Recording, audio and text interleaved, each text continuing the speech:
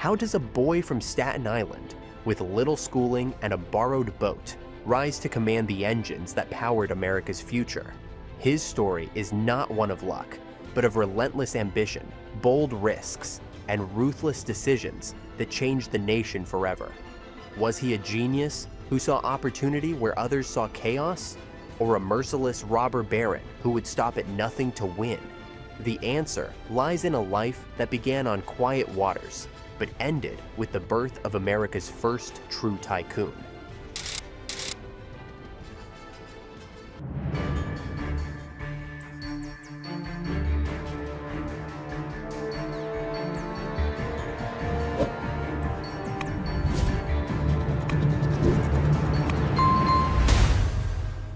Cornelius Vanderbilt was born on May 27, 1794, on Staten Island, New York. His family descended from Dutch settlers who had lived in the area since colonial times, farmers and boatmen who worked the waters between Staten Island and Manhattan. Life there was not easy. The soil was rough, and survival depended on both land and water. Cornelius's father, also named Cornelius, ran a small ferry service with sailboats, carrying produce and passengers across the bay. It was steady work, but it required grit, discipline, and strength. Young Cornelius grew up watching his father rise before dawn, navigating tides and storms, learning that fortune belonged to the bold. From childhood, Vanderbilt showed a restless energy that set him apart. He was not fond of books or classrooms, often skipping lessons when he could. His mother, Phoebe, was deeply religious, but she also understood her son's stubborn will. When other children hesitated near the water, Cornelius leapt onto boats, eager to steer, eager to command. Staten Island was still a rough, rural place in the late 18th century, but the bustling port of New York was visible across the water. To Cornelius, the city was not just across the bay. It was a future waiting to be seized. The Vanderbilts were not wealthy. They farmed enough to survive, and their ferry brought in modest income. Yet, Cornelius absorbed lessons that no school could provide. He saw how trade connected people, how goods moved across the harbor, how a boat was more than wood and sails. It was an opportunity. These early impressions shaped his mind in ways that would echo throughout his life. He was a boy who noticed how things worked, who paid attention to tides, schedules, and the habits of merchants. The ferry business gave him both a livelihood and a vision. Despite his lack of formal schooling, Cornelius grew up with a sense of independence. He was tall, strong, and quick to fight if challenged. Neighbors described him as fearless, sometimes reckless, but never lazy. Work was constant in his household, and by the time he was 11, he could handle a boat with confidence. His father trusted him with real responsibilities, knowing his son's instincts were sharper than most men twice his age. For Cornelius, water was not just a place of labor, it was a place where he felt alive. Cornelius Vanderbilt's formal education ended around the age of 11. Schooling seemed irrelevant to him compared to the pull of the harbor and the chance to earn money. He had little patience for reading or writing, though he could manage enough to get by. What he did value was experience. While classmates memorized lessons, Vanderbilt was memorizing the tides and wind patterns of New York Bay. Knowledge, to him, was practical. If it could make a boat faster or a trade more profitable, it mattered. If not, it was a waste of time. This early rejection of book learning might have doomed another boy to a life of obscurity. But for Vanderbilt, it only sharpened his instincts for business. He could spot an opportunity in a crowded dock, calculate fares in his head, and negotiate with grown men without hesitation. By the time he was a teenager, he had already gained a reputation for toughness, someone who didn't flinch in fights or back down in disputes. These qualities, raw energy, directness, and an iron will, would later make him both feared and respected in the world of commerce. Vanderbilt's toughness was not just physical, it was mental. He learned early that in trade, hesitation meant loss. If a farmer needed to get goods to market, the ferryman who acted fastest got the job. Cornelius trained himself to react quickly, to see what others missed, to move when others stalled. This gave him a natural edge over competitors, even when he was still a boy. He had no diploma to prove his intelligence, but he had something far more valuable: street wisdom. Even in childhood, Vanderbilt was known for his strong presence. He carried himself with confidence, sometimes arrogance, that others could not ignore. He had a sharp tongue and wasn't afraid to use it. His rough manners could be off-putting, but they matched his environment. Staten Island was not a place for delicate manners. It was a place where strength, speed, and shrewdness counted. Cornelius embodied those values completely. While others may have seen his lack of schooling as a weakness, Vanderbilt never doubted himself. To him, knowledge came from the world, not from books. And in his world, the docks, ferries, and markets of New York, he was already excelling. The boy who refused to sit still in a classroom was becoming a natural-born businessman.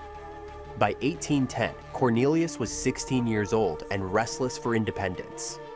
Working for his father's ferry business was not enough. He wanted his own. He convinced his mother, Phoebe, to loan him $100, a significant sum at the time, to purchase his first small sailing vessel. It was a bold gamble. The Vanderbilt family was not wealthy, and money was scarce. But Phoebe saw something in her son: determination, drive, and perhaps destiny. She gave him the loan, trusting he would turn it into more. With that boat, Cornelius began ferrying passengers between Staten Island and Manhattan. He worked long hours, often refusing to stop even in rough weather. His fares were cheaper than most, but he made up for it in volume. Customers soon learned that Vanderbilt's boat was reliable and fast, and word spread quickly. By sheer energy and persistence, he built a reputation as someone who could be counted on. At just 16, Vanderbilt was already competing with seasoned men. The young ferry operator was not content with merely earning enough to survive. He studied his routes carefully, learning when to sail to avoid congestion, how to cut across currents, and how to save minutes on every trip. Those minutes added up to more trips, more customers, more money. This relentless pursuit of efficiency became one of his trademarks. He was not satisfied with good enough. He wanted the edge that others overlooked. His early business was far from glamorous. The ferry was small, conditions were rough, and competition was fierce. But Vanderbilt had something others lacked: an unshakable belief that he could win. He rose before dawn, worked past dusk, and personally handled every part of the business. Customers saw his dedication, and many returned again and again. His cheap prices and fast service forced rivals to adjust, setting the tone for how he would handle competitors throughout his career. That first ferry, purchased with his mother's loan, marked the beginning of a remarkable journey. In that humble boat lay the seeds of an empire. The boy who started with nothing more than determination and a single vessel would, in time, control the largest transportation network in America. But in 1810, he was just a teenager with a dream and the will to chase it. By the 1810s, New York's waterways were under the control of a powerful monopoly. Robert Fulton, the inventor of the steamboat, and Robert Livingston, a wealthy politician, had secured exclusive rights from the state of New York to operate steamboats on its waters. Their monopoly was backed by the courts and enforced by law. Any competitor who tried to operate without a license faced fines or seizure of their boats. Most men would have bowed to such power, but Cornelius Vanderbilt was not most men. At just 19, Vanderbilt began working for Thomas Gibbons, a wealthy entrepreneur from New Jersey who sought to break the monopoly. Gibbons hired Vanderbilt to captain steamboats that operated illegally on routes controlled by Fulton and Livingston. It was risky, as their agents were always on the lookout to seize unauthorized vessels. But Vanderbilt relished the danger. He sailed boldly into New York Harbor, daring officials to stop him. His defiance earned him a reputation as fearless, cunning, and relentless. These pirate runs were more than just reckless adventures. They were statements against monopoly power and opportunities to prove his skill. Vanderbilt developed strategies to evade patrols, often running his boats at night or choosing unexpected routes. Customers flocked to his services because his fares were cheaper than those of Fulton and Livingston. He became known not only for speed and reliability, but also for his willingness to challenge authority. To passengers, riding Vanderbilt's boats felt like a rebellion. Though he was still in his early 20s, Vanderbilt was already building the foundation of his legend. He was fearless on the water, aggressive in business, and unapologetic in his methods. These illegal steamboat runs taught him to view rules as obstacles, not boundaries. And while Fulton and Livingston fought to protect their monopoly, Vanderbilt was preparing to dismantle it, one daring trip at a time. Thomas Gibbons, a fiery businessman with political ambitions, recognized Vanderbilt's value almost immediately. Gibbons had money and vision, but needed someone bold enough to challenge Fulton and Livingston's monopoly head-on. Vanderbilt became his right hand, not just a captain, but a strategist and fighter. The two men formed a partnership built on mutual ambition. Together, they sought not just to run ferries, but to break open the entire steamboat industry. Working with Gibbons gave Vanderbilt access to larger, faster vessels and the resources to expand operations. Gibbons entrusted him with more than sailing. He let Vanderbilt plan routes, negotiate with suppliers, and oversee crews. This was a remarkable responsibility for someone so young, and Vanderbilt rose to the challenge. He approached each task with the same intensity he brought to the water, showing a rare combination of daring and discipline. The partnership was not without conflict. Gibbons was an older, wealthy man accustomed to giving orders, while Vanderbilt was fiercely independent. Yet their differences fueled their success. Gibbons provided the capital and legal backing, while Vanderbilt brought the courage and operational brilliance. The two men clashed with Fulton and Livingston repeatedly, turning every ferry ride into a statement of defiance. Customers benefited most from this rivalry. With Vanderbilt at the helm, Gibbons's boats offered lower fares and more reliable service than the monopoly lines. Word spread quickly, and passengers chose the cheaper, faster option. Business grew, and with it, Vanderbilt's reputation as the best steamboat captain in New York Harbor. He became the face of Gibbons's rebellion, the young commander who never backed down. This partnership also introduced Vanderbilt to the larger world of law, politics, and business strategy.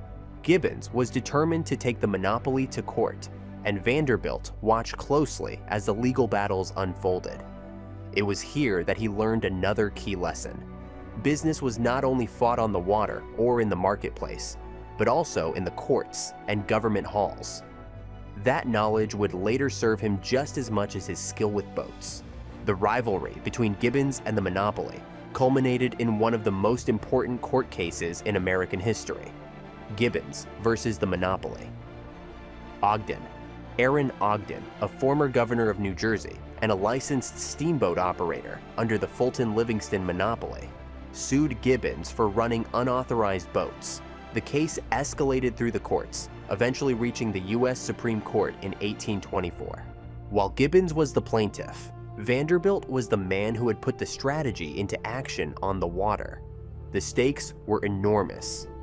If the monopoly held, steamboat travel, and by extension much of American commerce, would remain locked under a few powerful hands. But if Gibbons won, it would open the waterways to competition. Vanderbilt watched as the nation's future of trade and transportation hung in the balance.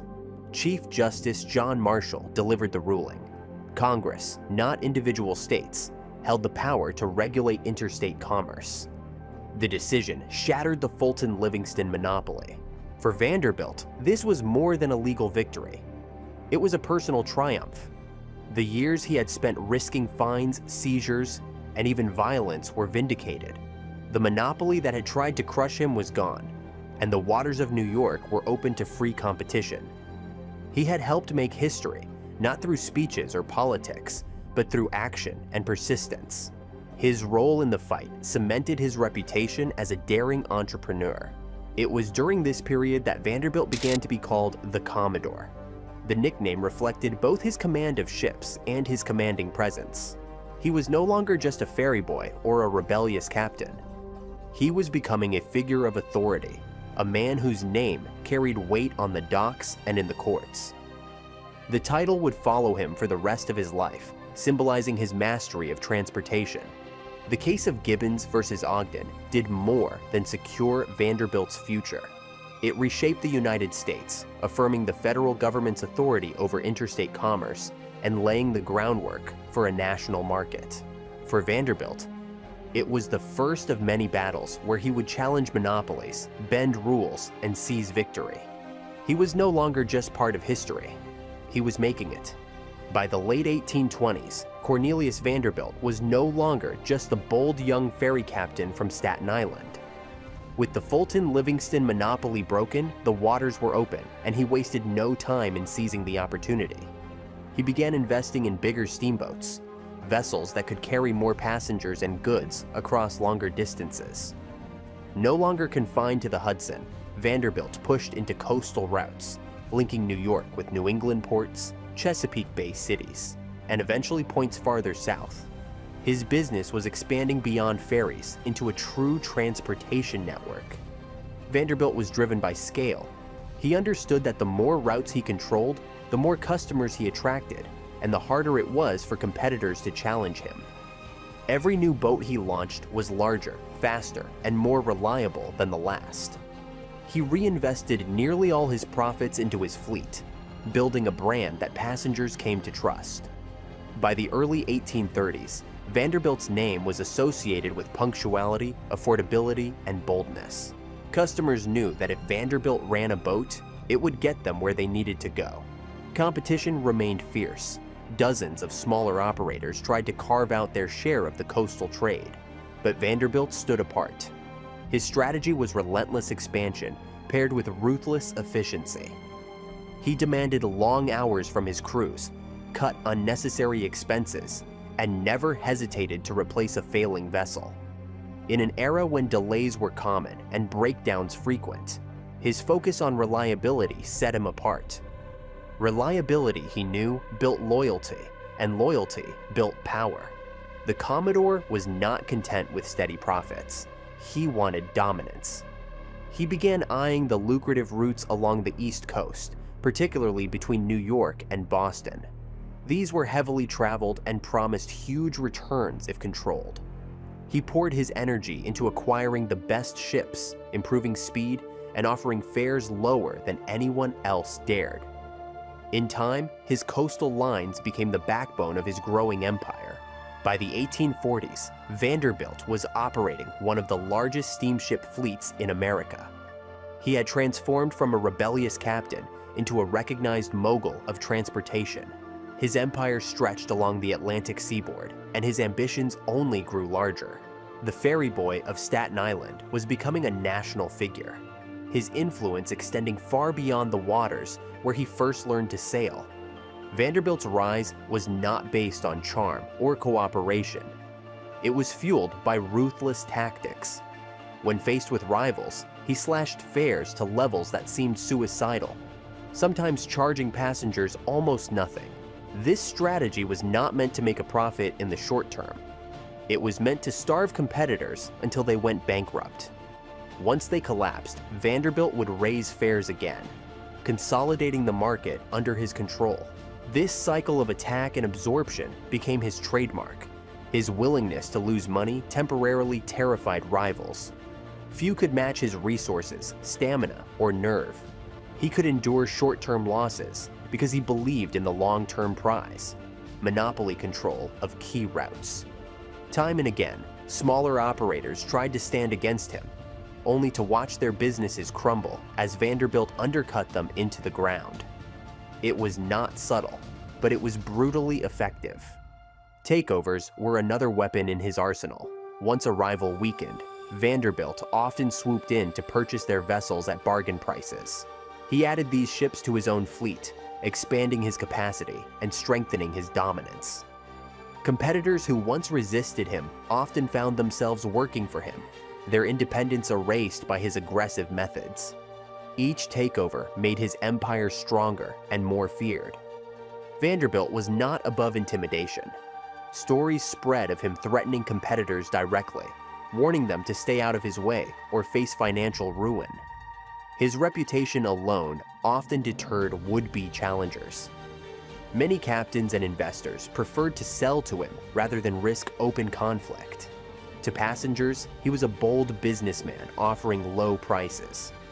To rivals, he was a relentless predator who showed no mercy.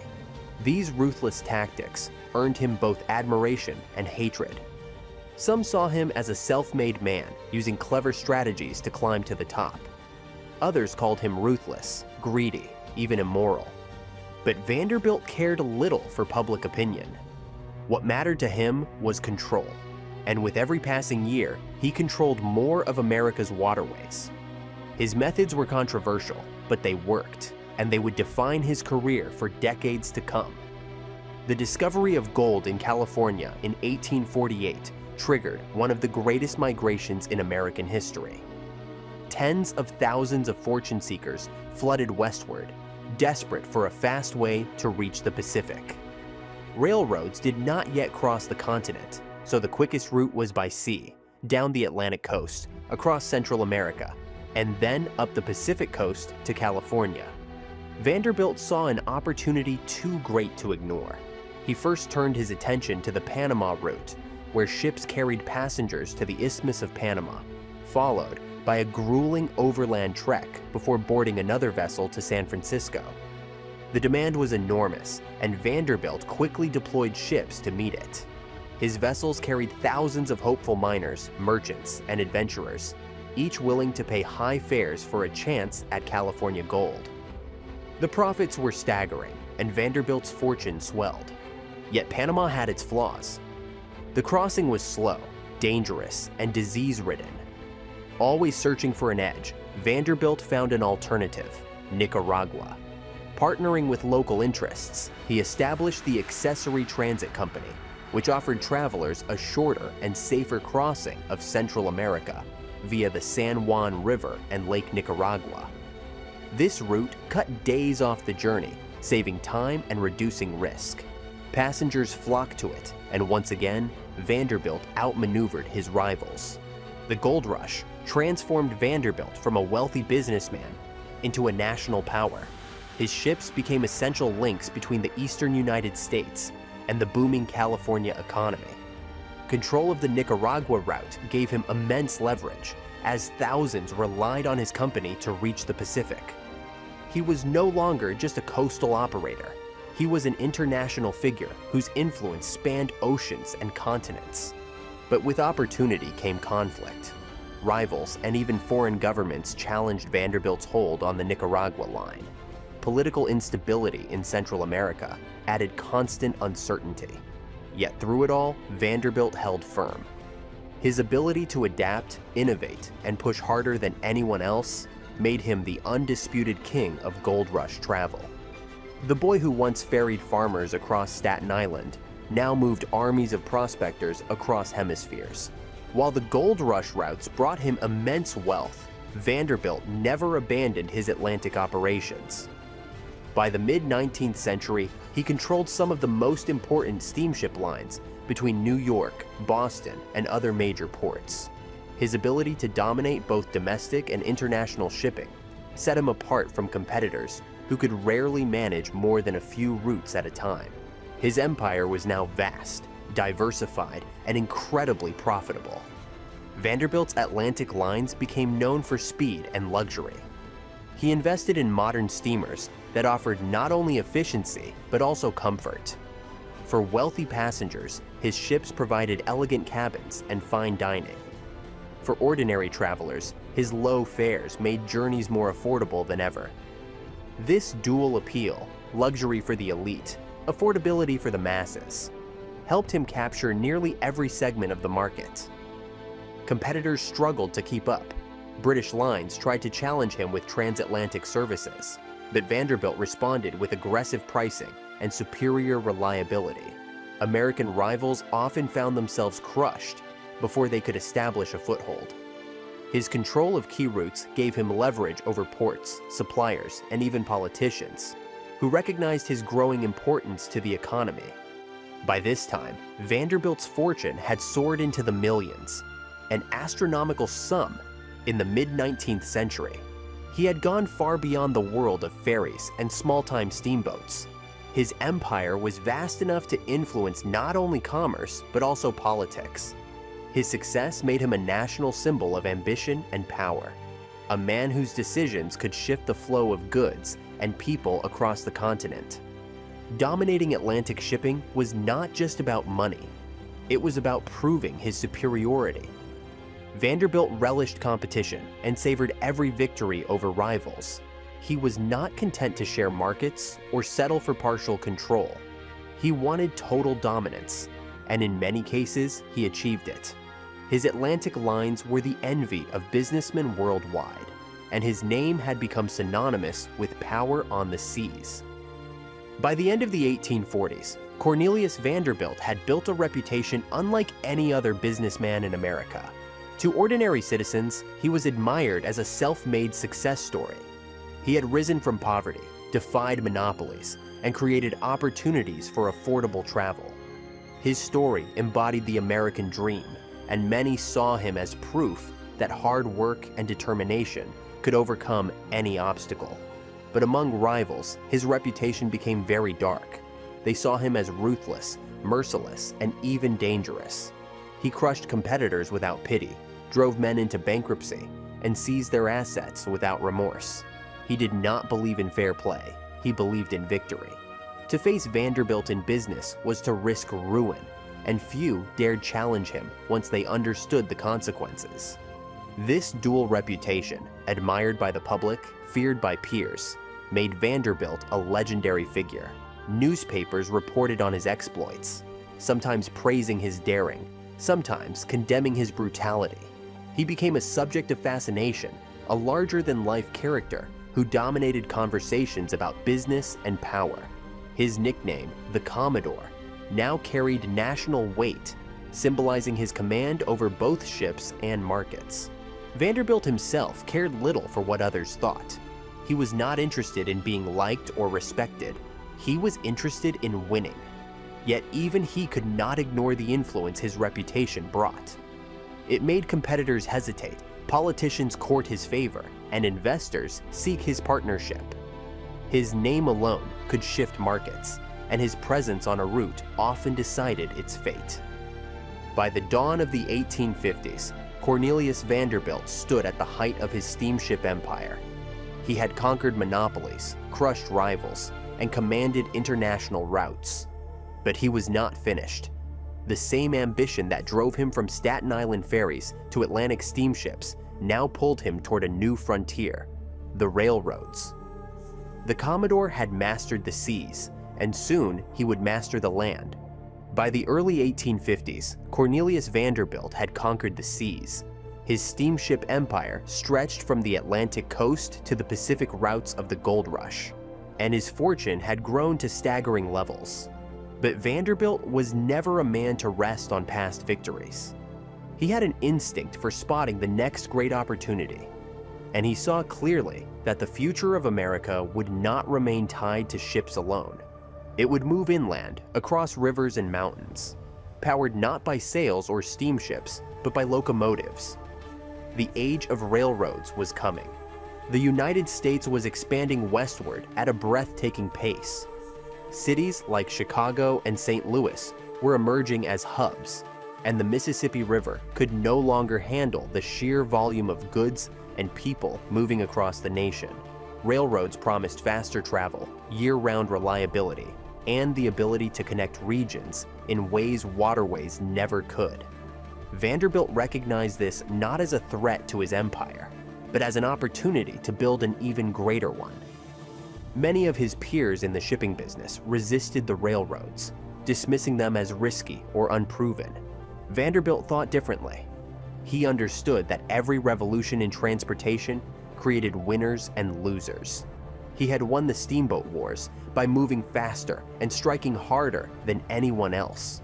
Now, he would do the same with rail. His wealth gave him leverage to enter the industry at a level others could not.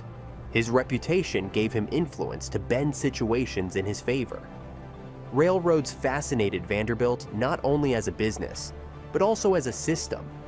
They required networks, coordination, and control across long distances. This suited his strengths perfectly. He was not just a ship operator, he was a strategist who thrived on building interconnected empires. Railroads demanded exactly that: vision, coordination, and the will to dominate rivals. Vanderbilt saw in them the foundation of America's next economy. By turning his attention from the sea to the land, Vanderbilt prepared to reinvent himself once again. He was no longer just the commodore of ships. He was about to become the master of rails, commanding an empire that would transform not only his fortune, but also the geography of the United States. Vanderbilt's first major step into railroads came through the New York and Harlem Railroad, a small but strategically important line running from Lower Manhattan northward into Harlem and beyond.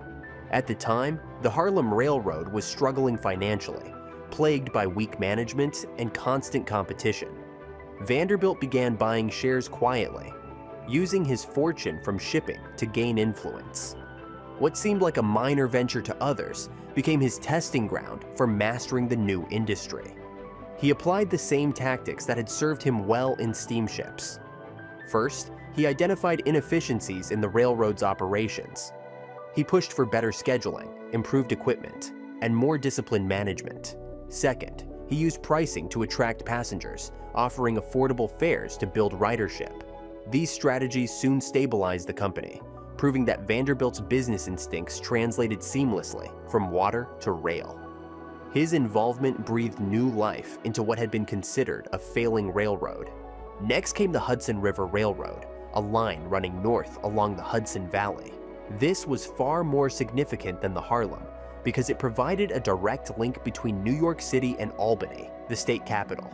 Control of such a line meant influence over one of the busiest corridors in the nation. Vanderbilt saw its potential immediately and invested heavily. Once again, he combined strict management with aggressive tactics to strengthen his position. These early experiments showed Vanderbilt two things. First, that railroads were indeed the future, and second, that they required ruthless, centralized control to succeed. Without strong leadership, railroad companies often floundered, their shareholders scattered, and their managers timid. Vanderbilt was the opposite. He demanded authority, imposed order, and sought dominance. His success with the Harlem and Hudson lines laid the groundwork for larger ambitions. By the late 1850s, Vanderbilt had moved beyond testing the waters. He had proven that railroads could be bent to his will, just as steamships had been. The Commodore's experiments had become stepping stones towards something larger, a transportation empire that would knit together entire regions of the country. Vanderbilt's control of the Harlem Railroad led directly to one of the most famous financial battles of the 19th century, the Harlem Stock Wars. In the early 1860s, as he tightened his grip on the company, rivals and speculators attempted to outmaneuver him by manipulating the stock price. Their plan was to drive him out, betting that the Commodore's dominance on water would not translate into dominance on land. They underestimated him badly. The scheme revolved around short selling, a tactic where speculators bet that a stock will fall in value. They spread rumors that the Harlem Railroad was doomed, hoping to push the stock price down. If successful, they could buy it back cheaply and pocket the difference. It was a classic Wall Street trick, designed to exploit weakness, but Vanderbilt was no ordinary businessman. He saw through their plan and turned it against them. Instead of panicking, Vanderbilt began buying up Harlem stock aggressively. Every share the speculators sold short, he purchased and held. As demand for the stock rose, its price climbed sharply, and the short sellers were trapped. They were forced to buy shares back at ever higher prices, sending their losses soaring. In a matter of weeks, Vanderbilt had broken their strategy, humiliating his rivals and earning millions in profit. This episode cemented Vanderbilt's reputation on Wall Street. He was no longer just a transportation tycoon. He was a financial player who could manipulate markets with terrifying skill. His mastery of both business and finance made him nearly untouchable. When others tried to exploit him, he turned their tricks into weapons. The Harlem Stock Wars showed that he could win not only on the docks or in the courts, but also in the financial heart of America. For Vanderbilt, the victory was more than money. It was proof that he could dominate in every arena he entered. The same fearlessness that carried him through illegal steamboat runs now carried him through the shark-infested waters of Wall Street. The Commodore had arrived as a financial powerhouse, and few dared challenge him again. The outbreak of the Civil War in 1861 put Vanderbilt in a new position. His wealth and power made him a figure of national importance, and the Union looked to men like him for support. While some businessmen exploited the war for profit, Vanderbilt saw an opportunity to display patriotism and strengthen his public image. In one of the most dramatic gestures of his career, he donated one of his largest and most advanced steamships, the Vanderbilt, to the Union Navy. This was no small sacrifice.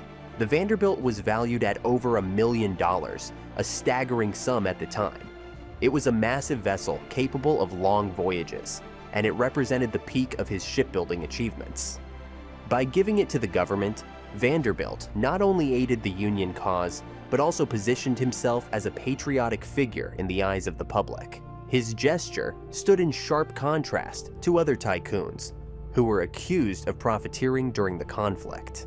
The Vanderbilt was outfitted as a warship and deployed to hunt Confederate raiders, particularly the feared CSS Alabama. Though it never engaged in a decisive battle with that ship, the Vanderbilt served as a powerful deterrent, projecting Union strength across the seas. For Vanderbilt, the gift reinforced his reputation not only as a businessman, but also as a citizen willing to support his country in its darkest hour.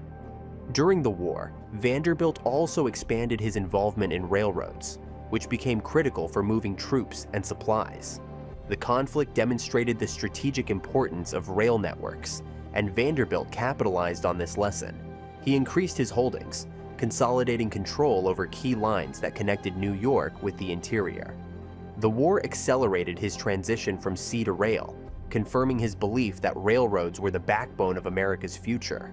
By the time the war ended in 1865, Vanderbilt had not only cemented his wealth, but also strengthened his public standing. He was no longer seen only as a ruthless tycoon. He was also acknowledged as a patriot whose contributions had helped preserve the Union. The Commodore had added another layer to his legend.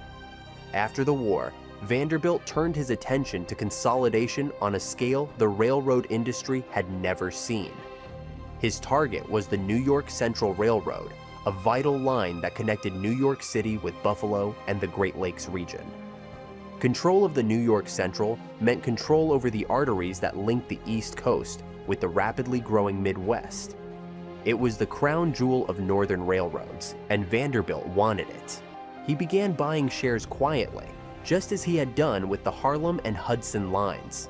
His strategy was methodical, building influence until he could impose his will on the company.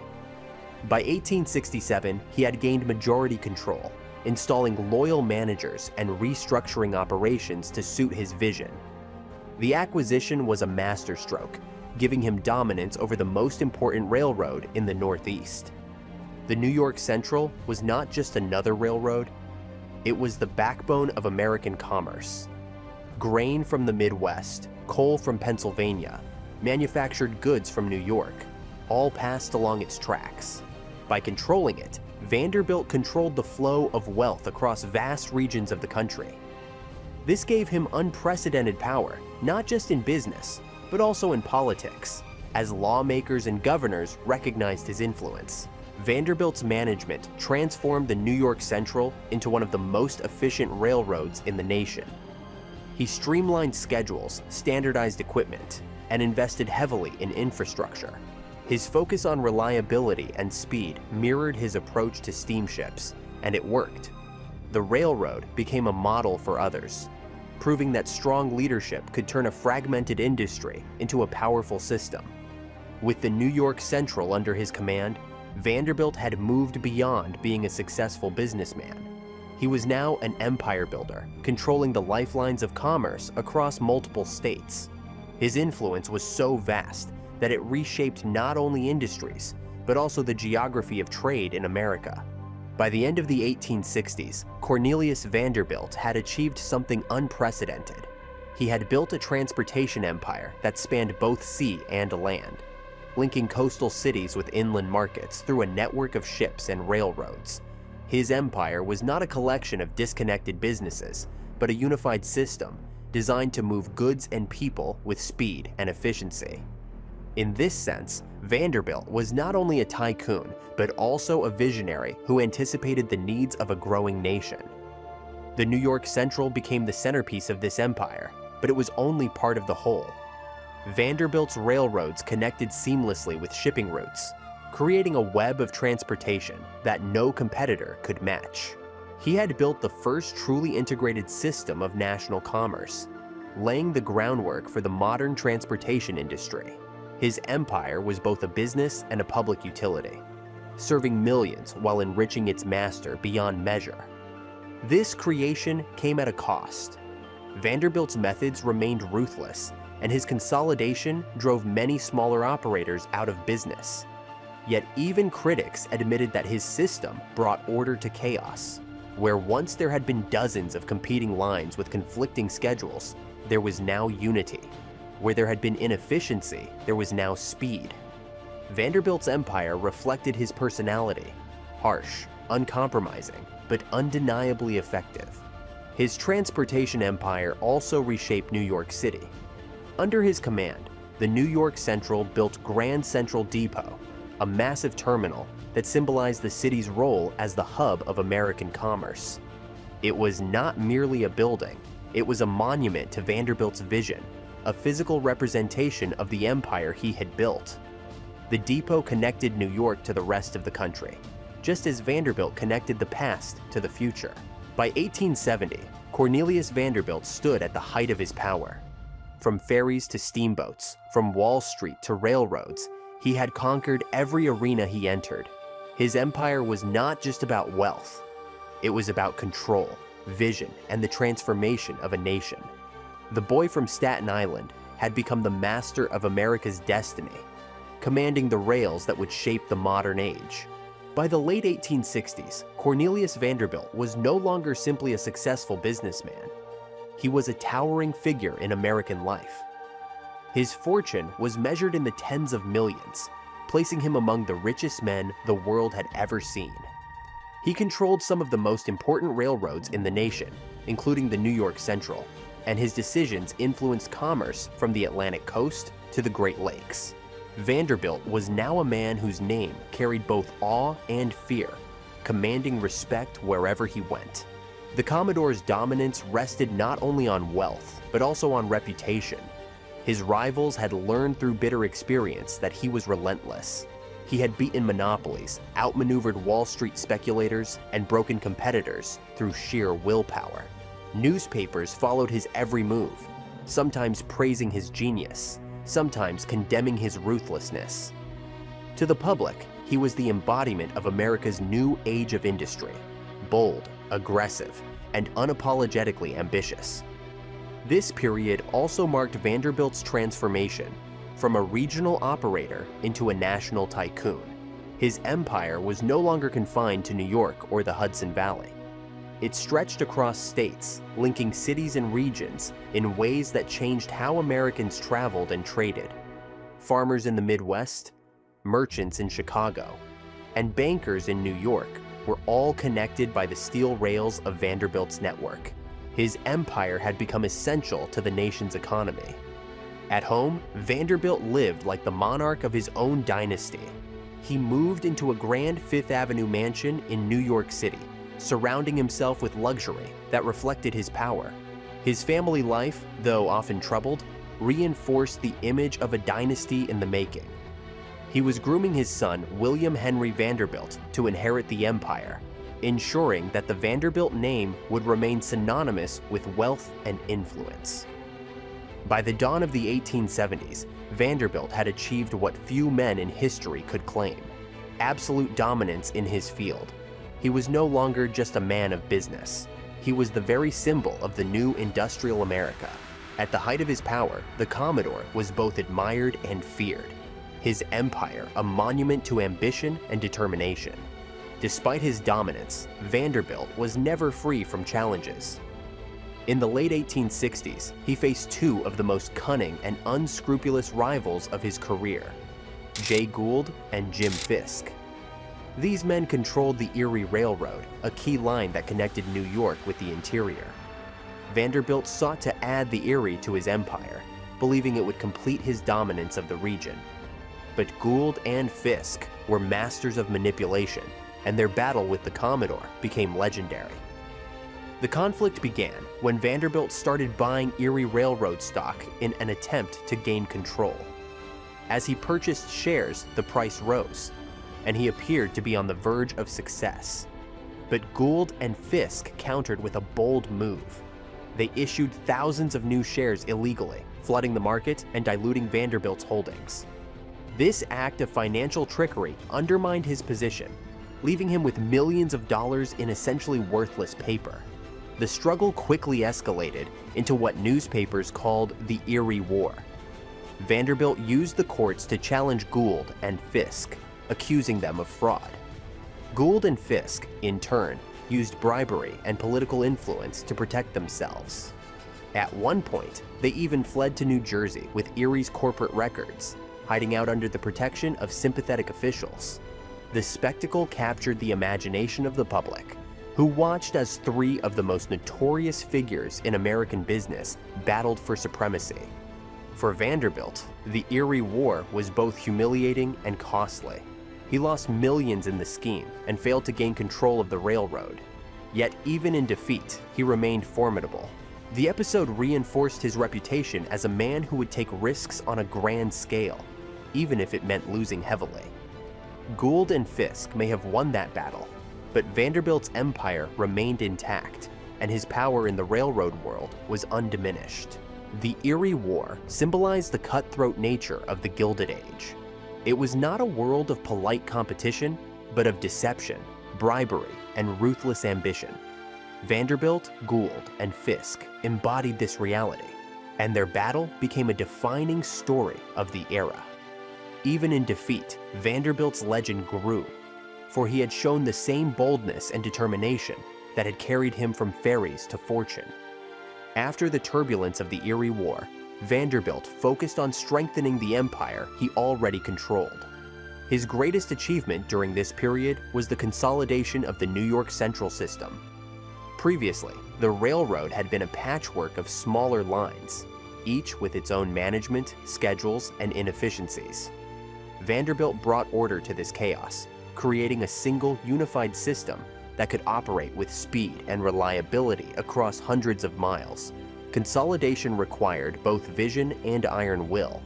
Vanderbilt streamlined management, cutting away inefficiency and forcing reluctant shareholders to accept his authority. He standardized track gauges and equipment, ensuring that trains could run smoothly from one end of the system to the other. He invested in infrastructure, improving tracks, bridges, and stations to handle greater volumes of passengers and freight. The New York Central became a model of modern efficiency. This consolidation gave Vanderbilt unprecedented power over commerce. Farmers in the Midwest relied on his trains to carry grain to eastern markets. Manufacturers depended on him to move goods quickly to consumers. Banks and traders in New York recognized that Vanderbilt's railroad system was essential to their profits.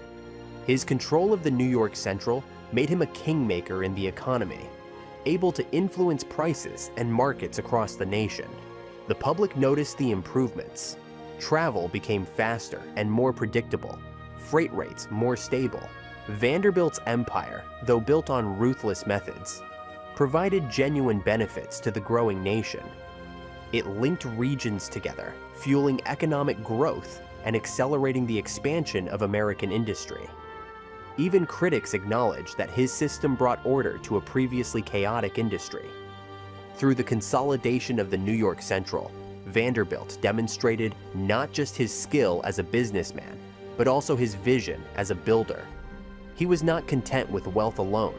He wanted to create a system that would endure. The New York Central became his crown jewel, a railroad that symbolized both his power and his contribution to America's transformation. Vanderbilt's ambitions extended beyond railroads themselves.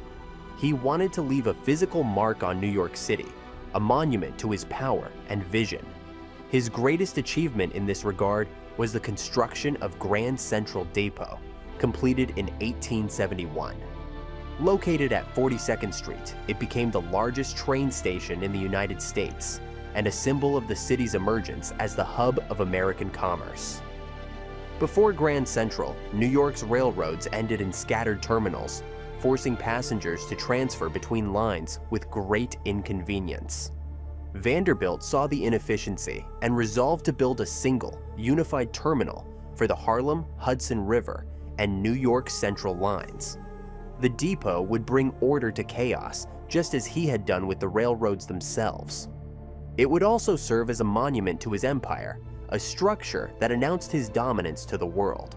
Construction of Grand Central Depot was a massive undertaking. It required not only engineering skill, but also political maneuvering to secure land and rights. Vanderbilt poured millions into the project, confident that the benefits would outweigh the cost. When it opened, the depot astonished visitors with its scale and grandeur. It was more than a station, it was a gateway, linking New York with the entire nation. The depot reshaped the city. Its location at 42nd Street shifted the commercial heart of Manhattan northward, spurring development and growth in areas previously considered remote. Businesses, hotels, and residences sprang up around the station, transforming the neighborhood into a bustling district. Vanderbilt's project changed not only transportation, but also the geography of New York City itself. Grand Central Depot stood as a monument to Vanderbilt's vision. It was proof that he was not only a businessman, but also a builder who left a lasting imprint on the urban landscape. For generations to come, millions would pass through the station, many without realizing they were walking through the legacy of the Commodore. By the early 1870s, Cornelius Vanderbilt stood unrivaled. His railroads stretched from New York to the Midwest. His Grand Central Depot had reshaped the city, and his fortune was unmatched. Yet behind this glittering crown lay cracks. Age weighed on him, and family rivalries threatened the unity of his empire. The Commodore remained powerful, but he could no longer ignore the limits of time. Vanderbilt was in his late 70s, and though still sharp in business, his body began to fail him. He remained in command of decisions, issuing orders from his Fifth Avenue mansion, but the energy that once carried him through storms and battles was fading. He faced not new conquests, but questions of succession and legacy. What would happen to the empire after he was gone? The Commodore's story had always been one of building and expanding, of victory after victory. But now, the challenge was different.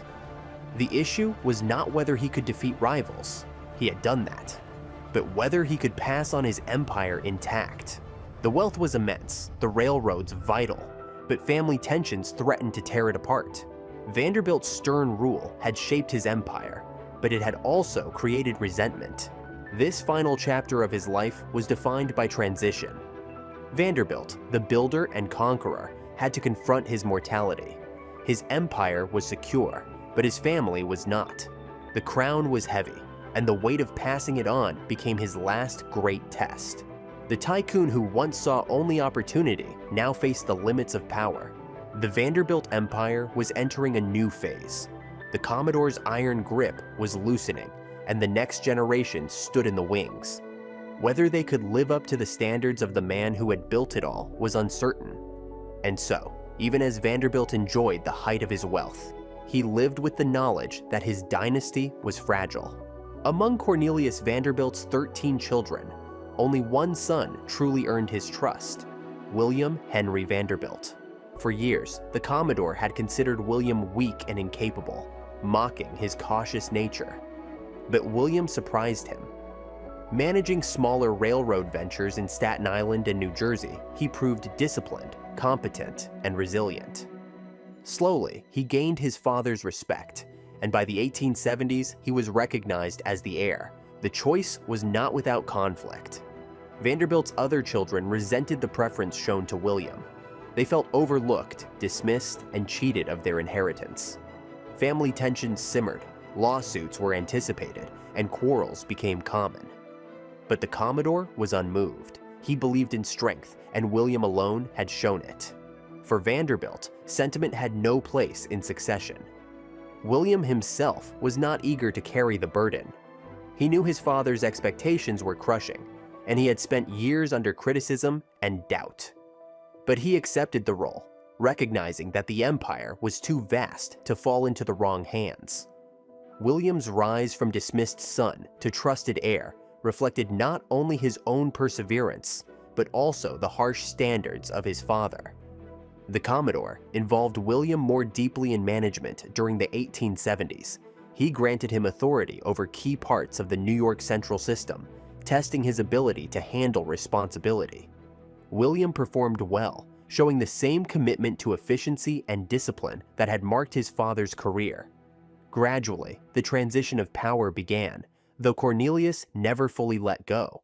The story of William H. Vanderbilt revealed the family drama behind the empire. Cornelius had built his fortune with iron will, but it took William's steadier hand to preserve it. In the end, the reluctant heir became the man upon whom the entire dynasty depended. The Commodore's personal life also shifted dramatically during this period. In 1868, his wife, Sophia Johnson, with whom he had shared more than 50 years and 13 children, passed away.